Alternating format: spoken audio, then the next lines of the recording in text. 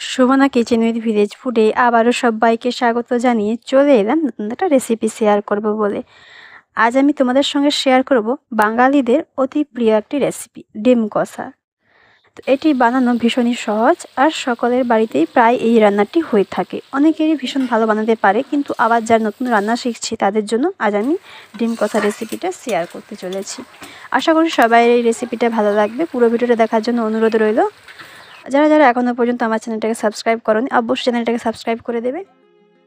প্রথমে একটা কড়া বসিয়ে দিয়েছি, দিয়ে দিচ্ছি কড়াইয়ের মধ্যে জল।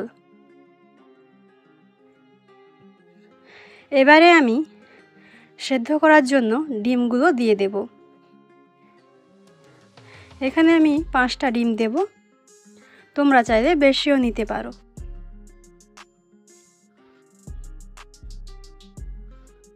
তো ডিমগুলো দিয়ে দিয়েছি, এবার আমি ভালো করে সেদ্ধ করে নেব। তো ডিমগুলো ভালো করে সেদ্ধ করে নিয়েছি।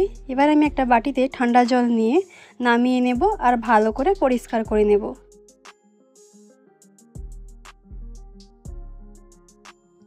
এখানে ডিমগুলোকে আমি ভালো করে পরিষ্কার করে নিয়েছি আর কিছু মশলা রেডি করেছি। এখানে একটা বড় সাইজের টমেটো নিয়েছি, টমেটোটা কুচি কুচি করে কেটেছি, আর 2 চামচ আদা বেটেছি, 1 চামচ রসুন বেটে নিয়েছি, আর 2টো বড় বড় সাইজের পেঁয়াজকে আমি ঝুড়ি ঝুড়ি করে কেটে নিয়েছি। এখানে 5টে ডিম নিয়েছি। ডিমগুলোকে আমি সাইড থেকে ছুরি দিয়ে অল্প অল্প করে কেটেছি, যাতে ওর ভেতরে নুন মশলাগুলো ভালোভাবে ঢোকে, তবেই ডিমটা খেতে ভালো লাগবে। তো তোমরা এটা বুঝতে পারছো না, যখন ভাজা করব তখন তোমরা দেখে বুঝতে পারবে। তো আমি আজ যেভাবে ডিম কষা বানাবো তোমরা একইভাবে বানাবে, দেখবে খুবই টেস্টি লাগবে খেতে। এবার আমি কড়াটা পরিষ্কার করে নিয়েছি, কড়াই দিয়ে দিচ্ছি সাদা তেল। তেলটাকে ভালো করে গরম করে নেব। প্রথমে তেল গরম হয়ে গিয়েছে, এবার দিয়ে দিচ্ছি নুন আর পরিমাণ মতন হলুদ। এবার আমি একটা খুন্তি দিয়ে ভালো করে নেড়ে চেড়ে নেব তেলটাকে। তেলটা খুব সুন্দর গরম হয়েছে। এবার আমি দিয়ে দেব সেদ্ধ করে রাখা ডিমগুলোকে ভালো করে প্রথমে ভেজে নেব।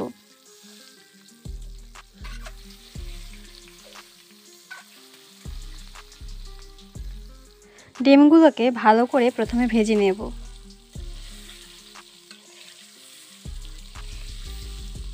তো ডিমগুলো খুব সুন্দর ভাজা হয়ে গেছে, একদম লাল হয়ে গেছে।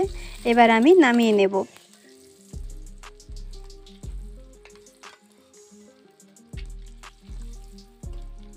তো তোমাদের বলেছিলাম যে ডিমটা ভাজার পরে বোঝা যাবে যে আমি ডিমটা কেটেছি কি কাটিনি। তোমরা দেখো পুরো পরিষ্কারই বোঝা যাচ্ছে। তো ডিমগুলো ভাজা হয়ে গিয়েছে, নামিয়েও নিয়েছি।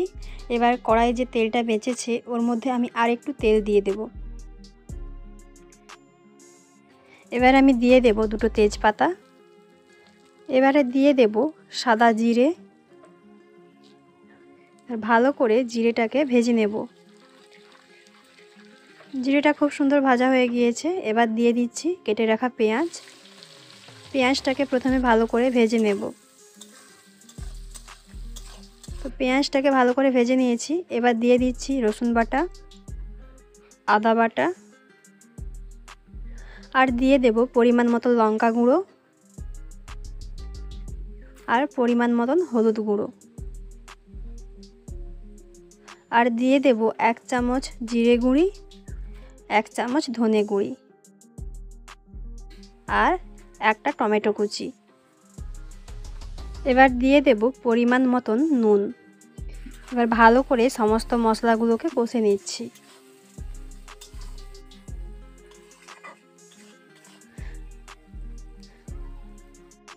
ভালো করে মশলাগুলোকে কষে নিয়েছি। এবারে দিয়ে দেব অল্প পরিমাণে জল। জলটাকে দিয়ে আরও ভালো করে কষে নেব।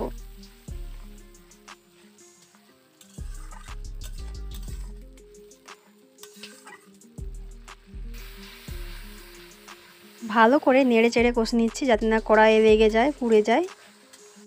তো এবার আমি দিয়ে দেব 1/2 চামচ গরম মশলা গুঁড়ি।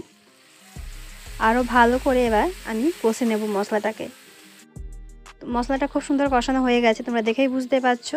এবার আমি দিয়ে দিচ্ছি ভেজে রাখা ডিমগুলো। তো তোমরা দেখেই বুঝতে পারছো মশলার কালারটা একদম চেঞ্জ হয়ে গেছে আর মশলাটাও খুব সুন্দর কষা হয়েছে আমার। তো এবার আমি দিয়ে দেব পরিমাণ মতন জল। তো আমি 1 বাটি জল দিচ্ছি ডিমের কষাটা বানানোর জন্য, বেশি জল দেব না।